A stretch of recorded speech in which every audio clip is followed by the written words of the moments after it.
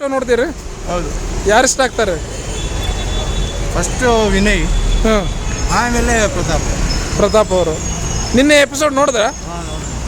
ಯಾರು ಬರಬೇಕಾಗಿತ್ತು ಅಂತೀರಿ ಫೈನಲ್ ವಿನಯ್ ಬರಬೇಕಾಯ್ತು, ಆದರೆ ಏನೋ ಮಿಸ್ಟೇಕ್ ಆಗಿ ಟಿಕೆಟ್ ಫಿನಾಲೆ ಸಂಗೀತ ಅವ್ರು ಬಂದಿದ್ದಾರೆ. ಓವರ್ ಆಗಿ ಮಾತಾಡಿದ್ನಲ್ಲ, ಹಾಂ, ಅದಕ್ಕೆ ರಿಜೆಕ್ಟ್ ಮಾಡೋದು ಜನ. ಪಬ್ಲಿಕ್ ಓಟ್ ಹಾಕಿಲ್ಲ, ಹಾಗಾಗಿ ಇವನು ಸೈಲೆಂಟ್ ಆಗಿದ್ನಲ್ಲ, ಇವನೇ ಬಂದಿದ್ದು. ಡ್ರೋನ್ ಪ್ರತಾಪ್ ಅವರು ಗೆಲ್ತಾರಂತೀರ? ಬಡವ ಬದುಕೊಳ್ಳಿ ಬಿಡಿ, ಅವನೇ ಬದುಕೊಳ್ಳಿ ಅಂತೀರ? ಬಡವ ಬದುಕಲೇಬೇಕು. ಸಂಗೀತ ಅವರು ಫಿನಾಲೆ ಬಂದಿದ್ದಾರೆ, ಏನಿಸ್ತಾ? ಮುಂದೆ ಭಾರಿ ಇದು. Vinay same quality. ವಿನಯ್ ಮತ್ತು ಇವರು ವಿನಯ್ ಮತ್ತು ಸಂಗೀತ ಇಬ್ಬರು ಒಂದೇ ಟೈಪ್. ಡ್ರೋನ್ ಪ್ರತಾಪ್ ಅವರಿಗೆ ಬರೀ ಕಣ್ಣೀರಿಂದನೇ ಓಟ್ ಹಾಕ್ತಾ ಇದ್ದಾರೆ ಜನರು ಅಂತ. ಅಲ್ಲ, ಜನ ಅವನಿಗೆ ಸಿಂಪತಿ, ಸಿಂಪತಿಯಿಂದ ಗೆಲ್ಸಲ್ಲ ಅಂತೀರ?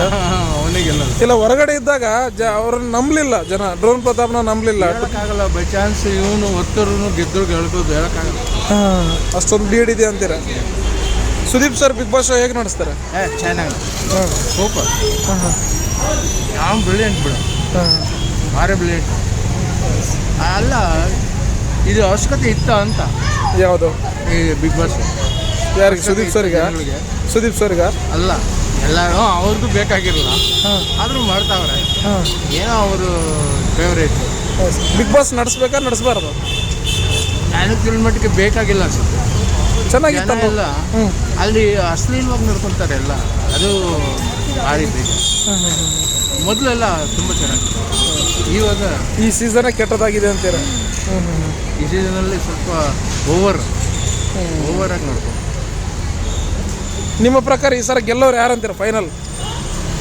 90% ಪ್ರತಾಪ್ ಅವ್ರು ಗೆಲ್ತಾರೆ. Okay, thank you. ಇಲ್ಲ ಅಂದರೆ ಅವಳು ಹುಡುಗಿ ಸಂಗೀತ. Okay, thank you.